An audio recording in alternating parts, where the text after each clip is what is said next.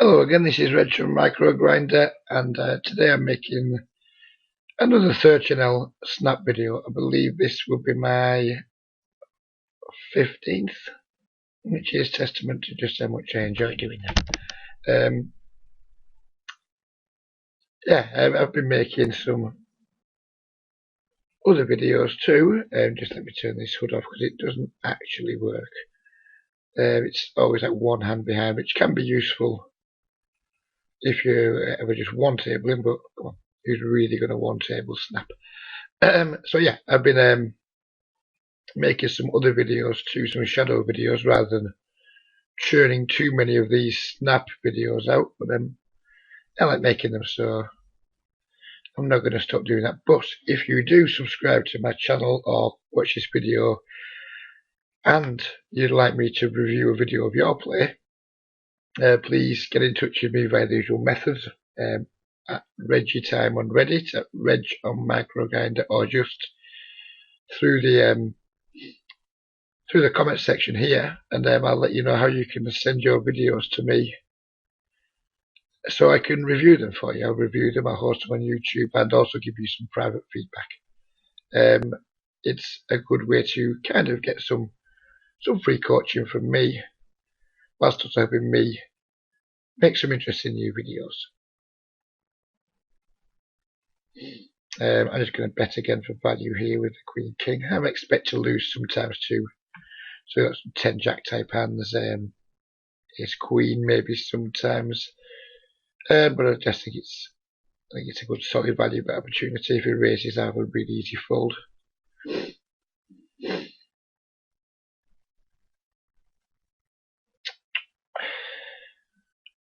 I think 10-6 is just a little bit too. We should be looking for spots to isolate limpers, but I think the 10-6 suited from the cutoff is a little bit too weak. So to fold, but we should always be looking at. I've talked about it quite a lot in my other vision review people's plays. I find people don't miss some isolation spots. 10-6 is a little bit too wide, but if I had say 10-8 suited there, or a Jack-9 suited, something like that, I would open as wide as that. But 10-6, I just don't think it's quite strong enough.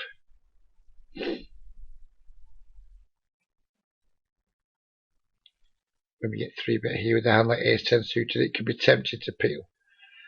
But his range should be pretty strong here. We've 3-bet, we've raised under the gun, and we've been 3-bet. I mean, I don't know the guy, I have no idea. No notes on him. I'm just going to fold and give him the benefit of the doubt here against this player. I'm going to 3-bet, and depending on if he 4-bets to what side, maybe get it in.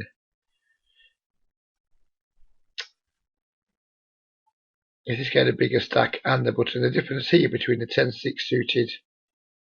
Oh, there we go. Reggie, watch your videos.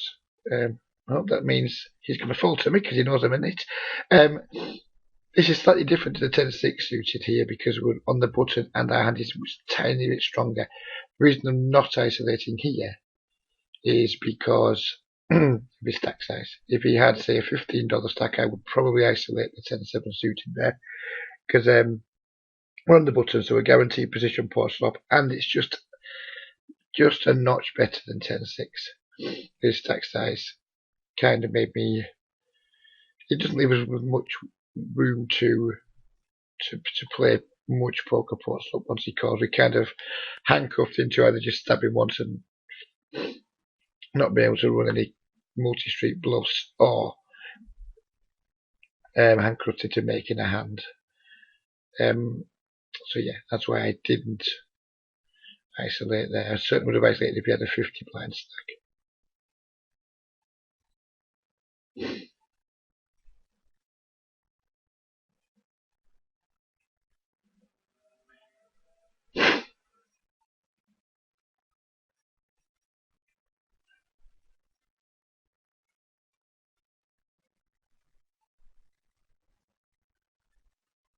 I haven't been playing too much 13L lately, to be completely honest. I've been so busy with coaching with work, just with a few other things in life. I haven't really managed to put anywhere near as much grinding lately as I'd like. I've kind of got like poker playing. I used to be able to play easily 85 hours a month, easily. I just can afford this check raise. I mean, I was c-betting basically just to get you to fold some small pairs. And now it's just check raise. There's absolutely no reason to continue with my hand. Yeah, so I used to be able to play 85, 90, sometimes 90, even 100 hours a month really easily. But with the coaching, with the interaction I like to have with players that I'm working with in Skype, with some other things that I'm doing, making videos, that kind of thing, I've kind of lost 25 hours a month and a little bit of momentum. I kind of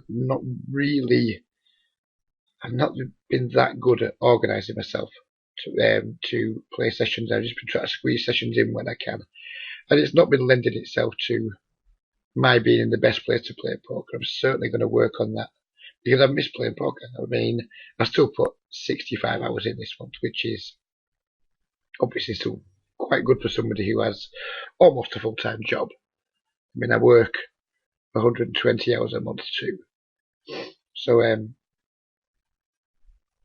yeah, I'm not going to see bet this board here. It's too likely I'm going to get called or raised. And if I had to pocket tens here or something, I would, but way too likely I'm going to get counterfeited. I'm just going to fold here. Yeah, so poker's kind of, I mean, I still love playing poker. I love it. But it's kind of taken a bit of a backseat. I've not prioritised it as much as I should, and I would like to. So, yeah, my game is, it's not rusty as much as it's just not completely on point at the moment. So my goals for certainly for the next 2 or 3 weeks is to manage my time better, to organise myself better, so I can put more quality grind in, and hopefully really get back on song, because I do miss just logging on playing poker 4 hours a day. It's something I liked doing. It's something I haven't been able to do as much of lately. Here I'm just going to see bet the king 10 because I have no showdown value. The sixes. If I'm in the big blind, I would just peel, but because I'm in the small blind, I'm just going to 3-bet. 4-2 raise. When this card comes off here, I'm done. I'm completely done. And his bet, so I have a really easy fold. So he puts a really, really, really small 4-bet into me. I have a hard time believing these. Another person who's going to chat with me. I have a hard time believing these really small 4-bets. I mean, his 4-bets is 16 blinds here. There's not really that much I can do with a hand like 2 sixes. There's some hands I could peel here. 2 sixes, it's jamming would be horrendous spew. Calling wouldn't be good. So I'm just going to fold. If he made a bigger 4-bet, I mean, there's an argument that we can just 3-bet, 5-bet most pairs from the blinds and not worry too much about it. But that argument's a little bit old hat now. The argument used to be that we could 3-bet, 5-bet all pairs because people weren't really 4-betting hands like pocket sevens, pocket eights, those kind of things. So we're usually in a flip or making people fold, or just right up against like the biggest pairs, which wasn't a terrible thing. But no, I just actually believe people are 4-betting tens, jacks, maybe even nines these days. So and stacking off with them. So I don't think it was anywhere near as well as that theory worked maybe 3 or 4 years ago. So yeah, I'm happy to 3-bet queens. Sorry, 3-bet sixes, mostly as a bluff, but sometimes we can just get peeled and maybe win some pots. When we get 4-bet, I don't have a huge issue folding.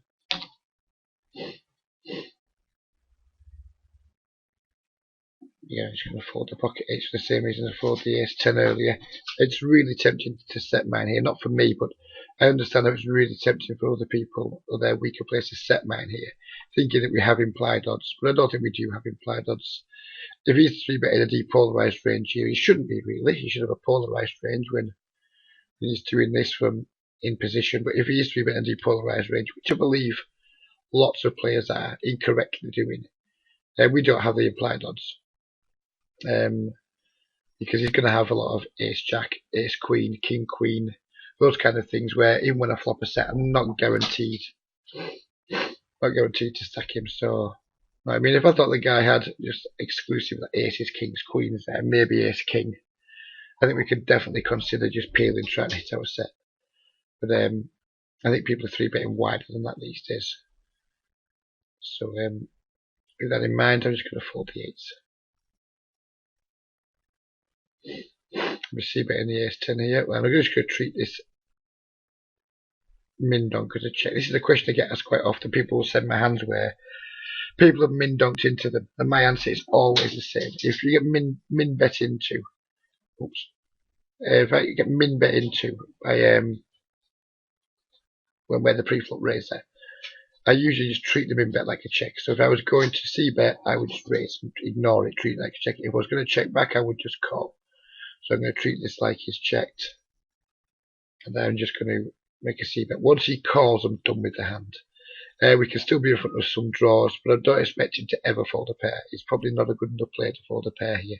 So I'm not going to try and make him do that. I'm just going to try and hit my ace on a 10 and see what happens. I mean, if he bets really small on the river here, I might call. Probably going to lose to a 9 or a 4, but yeah, I expect mostly here to lose to 9x or 4x. But his min bet, I don't expect him to fold out. This is the issue. If I thought I could make him fold a 4 here, I would absolutely raise, but I think it's too likely to have a 9 call. So I'm just going to call. And he actually had 10 jack, which is yeah, I mean, obviously his play there is really, really poor. And yeah, I'm not at all concerned about the way I played the hand. It just didn't work out. And that is something I would absolutely note if I wasn't making a video right now. And perhaps I can even, just to give you guys an idea about how I make notes, perhaps we can just do that a second. This is the kind of note I would make on this guy. So I put it up. I would definitely give him a tag that indicates he's a poor player, and I would do a note something like min donk OSD on a9x 2-tone and call raise check turn break and min bet revert straight. And then that's just the first note that I would make on this guy. Then if I had the opportunity to make a second or third note on him, what I would eventually do is I would look at the notes outside of the session and just try and condense them into something that gives me an idea of what his overall strategy is, if he's even got one, rather than have a lot of notes that you just don't have time to read in live play. Because if we have too many notes of that size, it's just way too hard because we can't read all the notes and then make decisions based on them. So eventually I would just sort of condense them into a read and to give myself an idea of how I'm going to play against this guy. Because it's the first one I've got. It's all we've got to work with for the time being.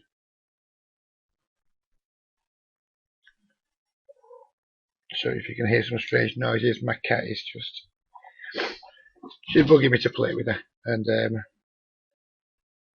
yeah, I mean, I love her to bits, but she's not that conducive to concentration when I'm trying to make a video. So hopefully she'll go and play somewhere else in a moment. Yeah, so I'm playing this session at around 11 AM. I'm not sure how good the games are. One of the players I'm working with just sent me a message before I started the session, and he had I think it was 9 big blind stack. so I'm hoping the games are going to be good. But he did manage to hit quads against somebody in a 500 big blind deep spot, so maybe that's had something to do with it rather than the overall game quality. Here I am going to isolate with the ace-3 suited against a limper.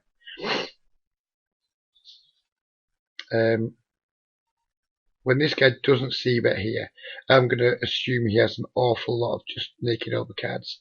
I'm a little bit worried about Rubu having a stronger hand than me, but I'm just going to make a bet for value and then take it from there. I'm going to c-bet this board once against Tudor because he can definitely fold that pocket 2s, pocket 3s, some better ace-x type hands. And if he calls, I'm pretty much going to be done with it. And you just fold. Cat's still bugging me.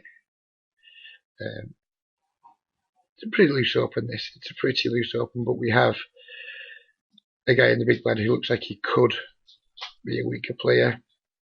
Sidhu, I have no idea about.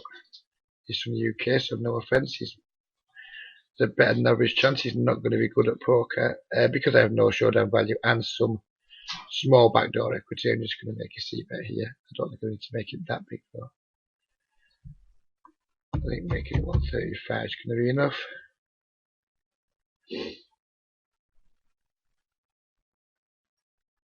And I will barrel any jack, any heart. Not the 5 of clubs. It's not the kind of card we want to be barreling.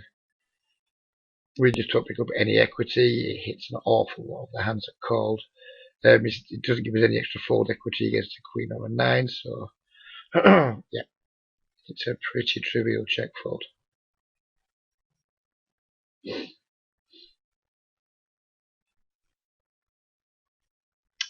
This guy 3-bets quite a bit, so this is where I'm going to make an exploitable play that I just don't believe gets exploited. I'm just going to make my raise size just a little bit smaller because this guy is quite aggressive.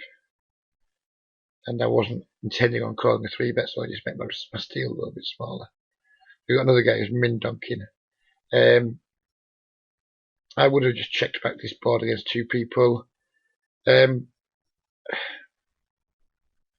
just going to try and hit an 8 or a jack because he can have draws here. He can have like pocket 6s. He can have all sorts of rubbish. So I'm not prepared to fold for one min bet. Problem is he's done it again. Now do I now want to try and? Because I mean, can the guy really have a strong hand here? And he could have. This is the problem. He could easily have an ace that he's just never folded. I don't think he has a 4. But I'm going to go for it just because my hand has absolutely no showdown value and I think his line is weak. So I'm just going to go for it. This could be a bad bluff. Because I'm not actually trying to make you fold an ace or a 4. I'm just trying to make you fold something that isn't an ace or a 4. And he's just bet again. I mean, he's taken really quite a poor line here. So I mean, I don't know anything about him yet, about the UK, so he's quite bad. So I'm just going to mark him as a fish because I don't really care what he's got. His line is pretty terrible. So I mean, I'll say my line was an awful lot better, but yeah, I've seen him do something fishy now. So when I put the fish tag on, then there's no note there. Usually I've seen him do something bad, but I don't know what it means yet. I mean, that river bet there, I have no idea which track would achieve. I'm presuming he just had like a pretty weak ace that doesn't want to call a bigger bet. I have a note on this guy. So he's just 2116, but because he's not coloured, it probably means it's a smallish sample size. I'm just going to call because this kind of button looks like he may be a weaker player with him not having 100 big blinds.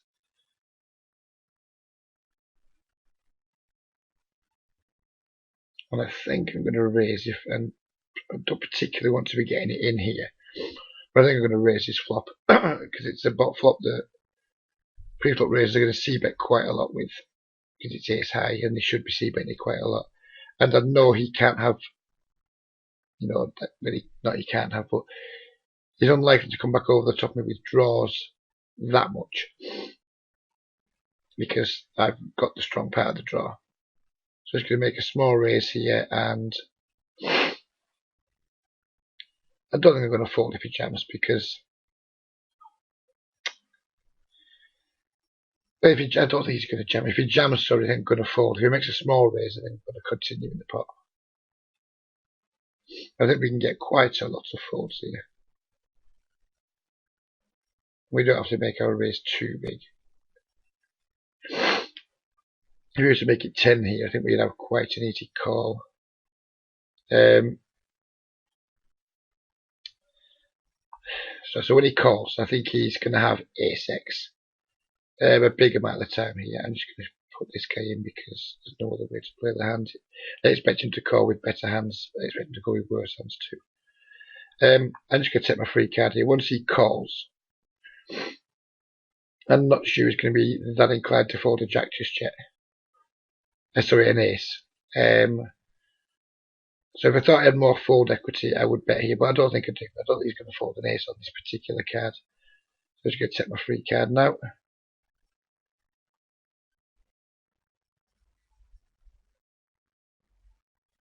Because kind of on the flop, I was hoping to just obviously win a lot of folds. There's no point in semi-bluffing the turn if the bluff part of it isn't going to work very often. If I don't think he's going to fold a hand like ace queen, obviously ace jack's now got there against, not got there against because it was already there, but ace jack's improved. I don't think he's going to fold a hand like ace queen or ace king on that turn very often. So yeah, I mean, if we're going to semi-bluff, we have to make sure the bluff part's good, and I don't think the bluff would have worked. I am just giving up here now because I don't think I'm going to get him to fold an ace. If he's called me with worse than an ace, I think that's something I would definitely take a note on and use in the future. But I think he's just going to have ace king, ace queen too often here. And yet she had ace jack, so yeah, I'm really pleased with the way I played the hand. Gave myself a chance to make him fold some better hands for sure on the flop. And yeah, I was never going to get any folds there on the turn or the river. The jack was really quite a bad card. It was a good card in terms of it gave us a good shot, so I was happy with it, but it was a bad card in terms of getting more folds.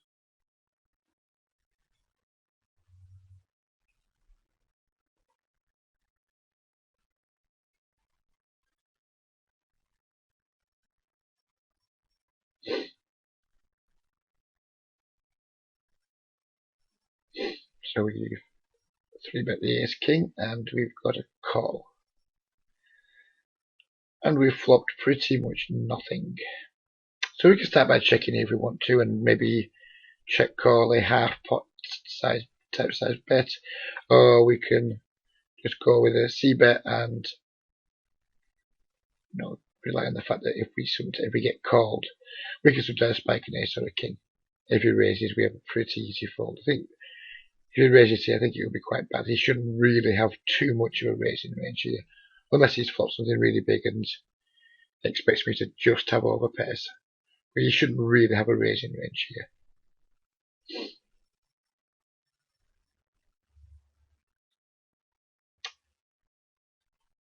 So now it's just a matter of, do I want to barrel off?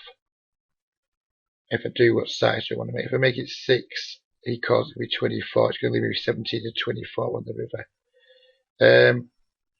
I think I'm going to barrel off here. I think people are going to call twice with hands like maybe pocket 8s, pocket 10s, those kind of things, and then maybe fold the river. And if he raises again now, it's just a really easy fold. I think this second barrel's got a lot of profitability to it. And now obviously it's going to show the river value. If I get called here, I'm going to expect to lose a fair amount, but this will tell me, well, it won't tell me if my bluff would have worked, because obviously we pick up a lot of fold equity on the ace.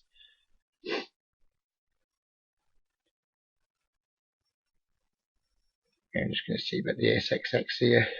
Don't expect anybody to fold an ace, but I think we can get a lot of pairs to fold. We can get maybe some king queens, king jacks, those type of things.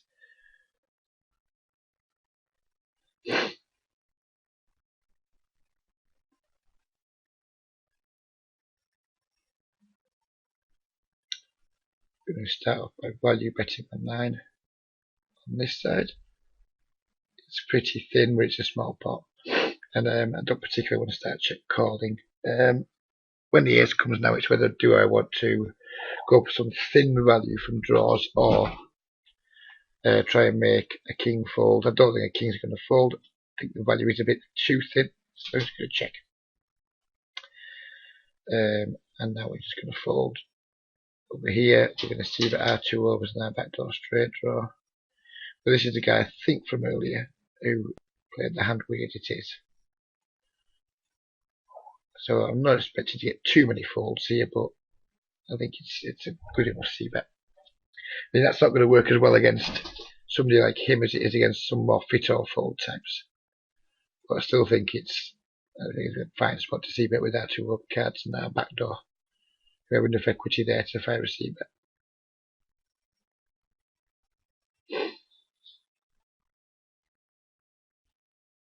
So if you have reached this part of the video, hopefully you're enjoying it. I'd just like to take the time to say that I am a micro-stakes poker coach. Well, you get a 3-bet a lot from my under the gun races today. I'm a micro-stakes coach. I currently working with around 15 people on a regular basis and another 5 or 6 on a semi-regular basis. And I'm always looking for new people to work with. I'm kind of looking more these days to work with people who are more committed. I mean, I went through a spell where I was getting lots of people just coming and taking one session. They weren't really bankrolled for poker. They didn't really have the correct attitude. And yeah, well, I was doing okay, making some extra money. I didn't find it very, very satisfying. I didn't particularly enjoy it. So now I am looking more to working with people who want to commit to a longer term program with me. I'm looking for people who want to maybe take 5 sessions and have some really structured learning and get to know each other really well. And I work best with people who I've worked with for over 3 or 4 sessions. We need to get to know people. We need to develop a relationship. It's hard to do that in just like sporadic one-off sessions here and there. So I am looking to develop some longer term relationships with some players who are serious about wanting to improve and are willing to invest in that. My rates are a flat rate of $110 for 5 hours. I'd like those 5 hours to be used not super quickly, but say like 1 session a week, or maybe some more intensive. Sorry, the cat's just running all over the place. Some more intensive 2-hour sessions, things like that. Something that we can really get stuck into rather than just people coming to me and having 1 session today, then having another session in 3 weeks and another session 4 weeks later. That's too fragmented. I think I work best with people when I'm doing regular sessions with them and still in regular contact with them in Skype. So yeah, if you like a long-term, affordable relationship with a micro-stakes coach proven to help people improve, then really, really do consider getting in touch with me. I'm sure we can do some good work together. I didn't 3-bet the queens there because I just think we're putting in way too much in a 4-bet or fold spot.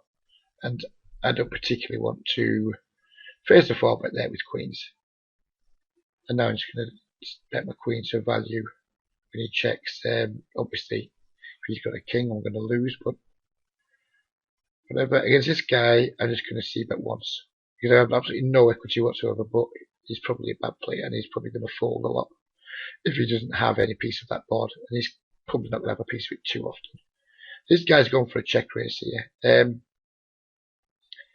looks like bullshit to me, to be completely honest. He didn't c-bet when the fish was in the pot, and now the fish has folded.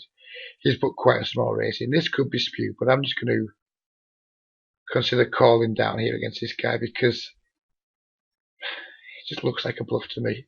And this could be a huge mistake I'm about to make here. I'm just not having that he's... Yeah, I'm just having a hard time believing he's got a value hand here. If he turns up with like a really strong hand, well, it's just going to be unfortunate for me. I just think he's going to be bluffing here quite a lot. He didn't c-bet into the fish. This is a key point for me here. He didn't c-bet into the fish, and then he's check raised me really quite small. I'm really not that happy about calling here, but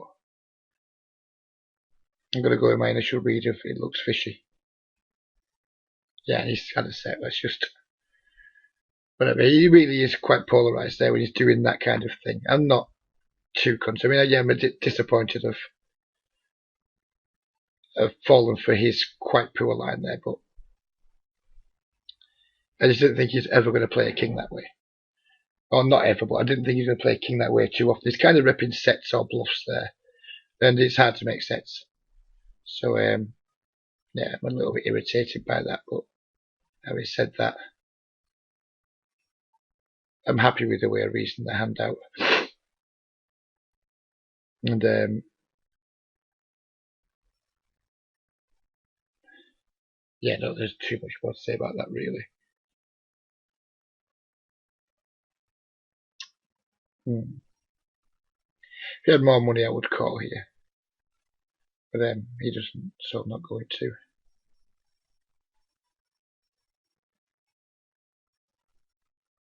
I might post that hand on some forums because, yeah, I hate paying off. I'm constantly preaching to people I'm working with, don't pay off, don't pay off, don't pay off. But when people take weird lines, I'm way more prone to paying off, because when people do weird stuff, it's do non-standard stuff.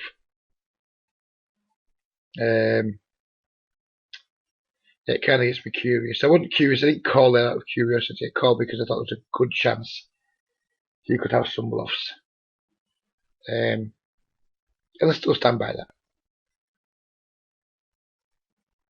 Because why wouldn't he, if he has to say he did have a hand like King Queen there, or Ace King, or King Jack or something, on that board he would almost certainly have bet it.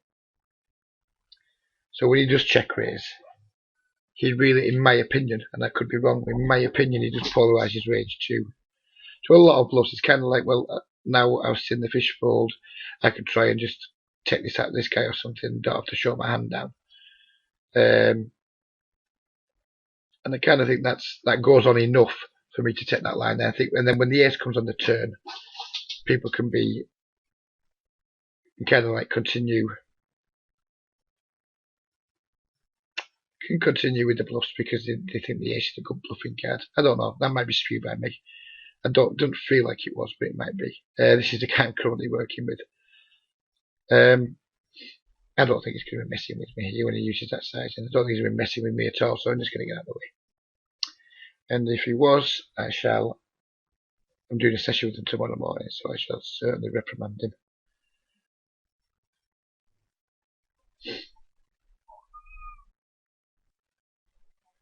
So I'm still thinking that Queen's hand is under my skin a little bit. Not that I lost, by the way. Not under my skin because I lost. Just kind of got under my skin because I'm really not sure if it was spew or not. It doesn't feel like it was spew to me, but I can see how it's going to look really spewy on video. So yeah, it'd be interesting if I do get any feedback from that. I'm very interested in what people think.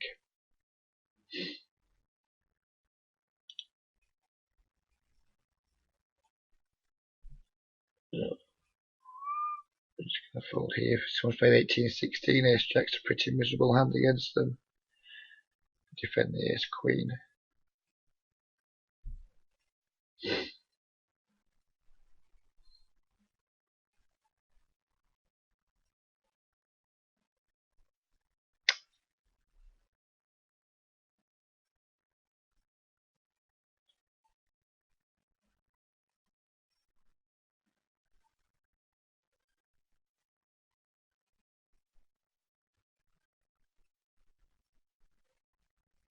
I was told the idea of raising for value there, because again, when I raised there, I kind of only reps 2s and 4s, so I could maybe induce some calls from ace 10, ace jack, those kind of things. But I'd rather have a few more draws in my range 2 there that I could represent. When he checks back, I think we have a pretty easy value bet on the river here. But because I think he's a regular and he'd not like to call off a large bet, with his hand like maybe pocket kings, pocket queens, ace 10 suited, ace jack, I'm going to give him a price he can call against. Against a bad player there, I would have bet much bigger. Let's see what he called with. And he had ace jack. Against a poor player there, I would have definitely made a larger bet, but I suspect he's probably an okay regular. So I want to make sure I get the call with the hand he's calling with. I don't want to blow him out of the pot with a hand like ace jack, with a hand like 2 kings, 2 queens, something like that.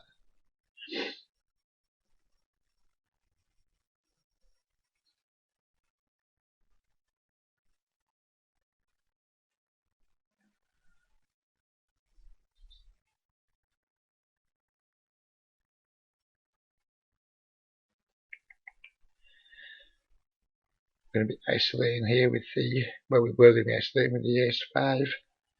Now we're just going to fold.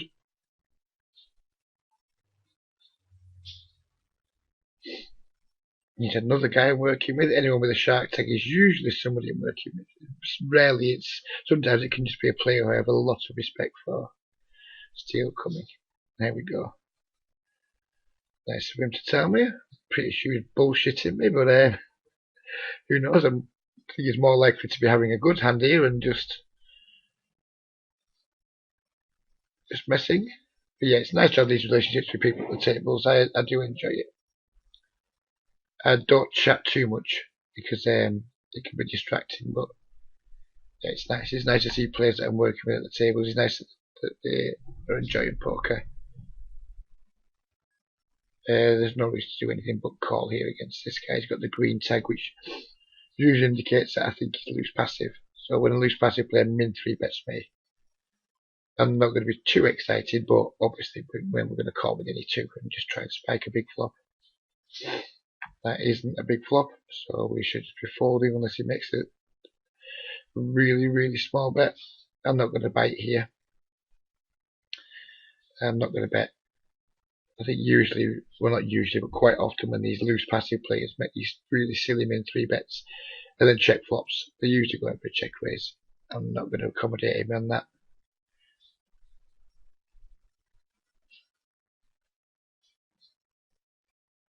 I'm then just going to fold and not care too much about it.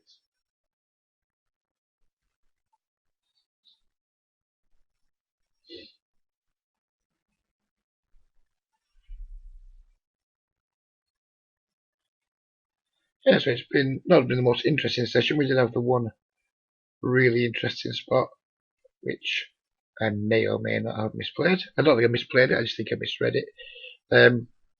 Probably going to go for another 5 or 6 minutes, so hopefully we can find some spots before then.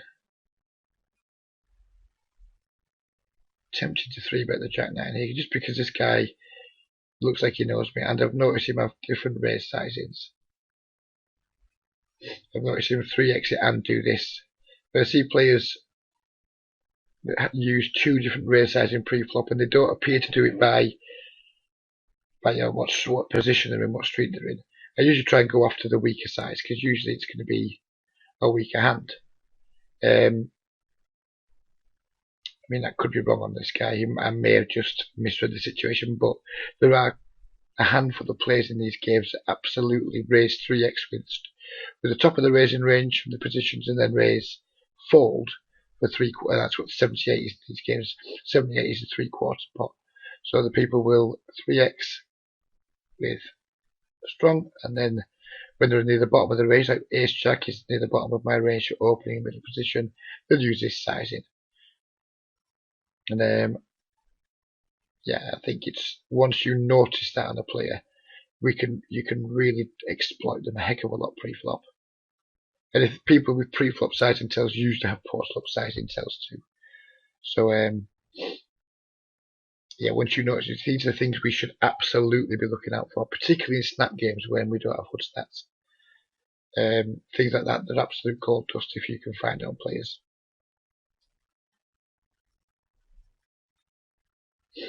Here, if someone else had limped, I would have isolated to try and get this guy heads up, but because I think he's just going to call all bets here, and I can't particularly get value, I'm just going to check. We have a straight here, there's not really any point in raising. I will almost certainly raise the river because he can have some 2 pairs. The problem I have with raising the river is when he 3-bets me, I won't be in love with the situation because the best I can do is chop. And he could have the unlikely ace 10, which is obviously pretty big disaster for us, but because I think he can definitely call with some 2 pairs here, I am going for some thin value. And he's done this, and now I've kind of painted myself into a corner. I have to call 360 to chop 954, and I'm going to lose sometimes to ace 10, so this is the downside of going for some thin value there, and I am quite concerned he's going to have ace 10 here, but Yeah, and he does. So a little bit disappointed with the outcome there, but I'm not disappointed with my line.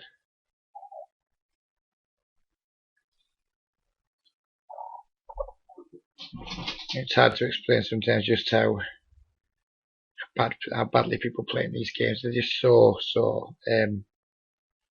He's not good at getting money into pots. I mean, yeah, he's got money in the pot, but he's had the nuts. He's only got decent money in the pot on the river because I've gone for a tin value raise. He hasn't gone and got his own value at any point there. He hasn't raised before the flop. He's turned the nuts and it's been really small. Yeah, people are just really bad at getting money into pots, which is why I constantly preach to people to really not pay off too much in these games, because when people are terrible at getting money into pots, most of the time we shouldn't be paying them off, because if they're terrible at getting money into pots, it's a good indication that when they are getting money in pots, they're going to be nutted. So yeah, that's why I really, really try to avoid paying off and really preach it hard to people. Don't pay off, don't pay off, don't pay off. Because people are really bad at building pots. The pot management is terrible. Should I double barrel here? I've upgraded from a gut shot to an open ender, but I'll pick up no fold equity against a 10 or an 8. I'm going to triple barrel here. I think firing just a second barrel on its own doesn't have enough profit in it. I think I need to fire the third barrel too. And if I get raised, I can call or fold depending on what size he makes it. I mean, typically I'm trying to get an 8 to fold at some point. I'm trying to get a 9 to fold. I'm never trying to get a 10 to fold. That isn't the point of this bet. Maybe try and get a 6 to fold. Maybe some peels with overcards. There's plenty of hands I can make fold there. And if I fire a river bomb, you're going to have a hard time folding unless he's got a really strong hand like 2 pair plus. So yeah, I'm happy with my line there, even if it hadn't worked.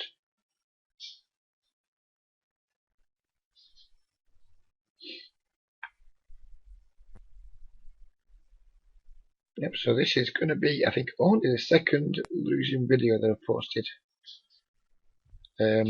Unless the Ace King can come and say it was right at the death. It looks like there might be a chance of going to do it. Or it could just seal our fate.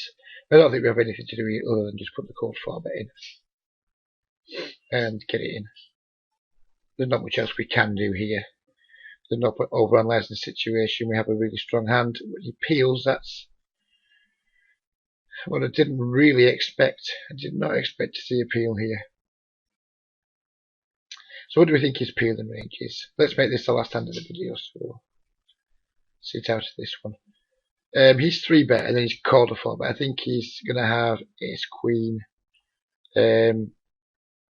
Pocket Jacks, maybe Pocket Queens. I think he's going to 4 bet Pocket Queens a decent amount. I think we're in okay shape against his peeling range, but should we bet against it or should we just take our free card? What are we going to get to fold? Are we going to get him to fold many better hands here? Probably not is my guess. We're going to get into fold stuff like Ace Queen and Ace Jack, but we're in front of that anyway. Is he going to fold pocket 9s, pocket 10s? If it's a type of player to fold and then call, 3 bet and then call pocket 7s, is he going to call? I don't think we're going to get any better hands to fold here. So I see no value in betting as a bluff. And we're going to get worse hands to call. Again, maybe it's too thin though, so I'm just going to take the free card. And I'm probably going to fold if he makes a large bet. I'd expect him to make a large bet here some of the time. I'm not going to fold for $3. I'm quite concerned he's going to have some middling sort of rubbish pair. But we need, I think, we only need to have 15% equity. We haven't got that if he's got a pair. But we're not too far off it. And he can certainly be bluffing.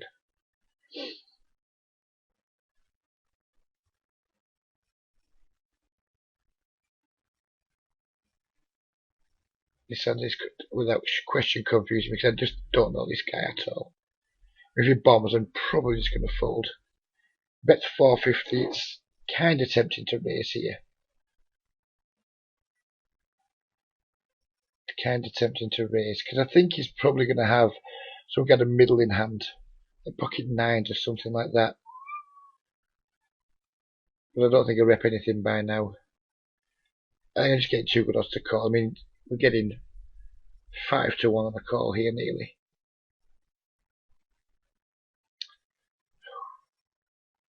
In fact, I think I'm going to bluff. And this could be horrendous pure again. But I just don't like his sizing. I think he's given the opportunity to take this line. If he's going to bet call with jacks or something, he'll fair play to him. I wouldn't blame him. I'm not trying to get him to fold a hand like jacks here. Try to get him to fold a hand like pocket nines. Something like that.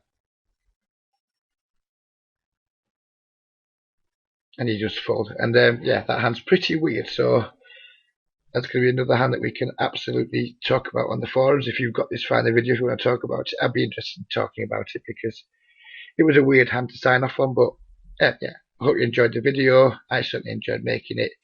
And yeah, catch up with you soon on the forums or on YouTube or somewhere. You take care.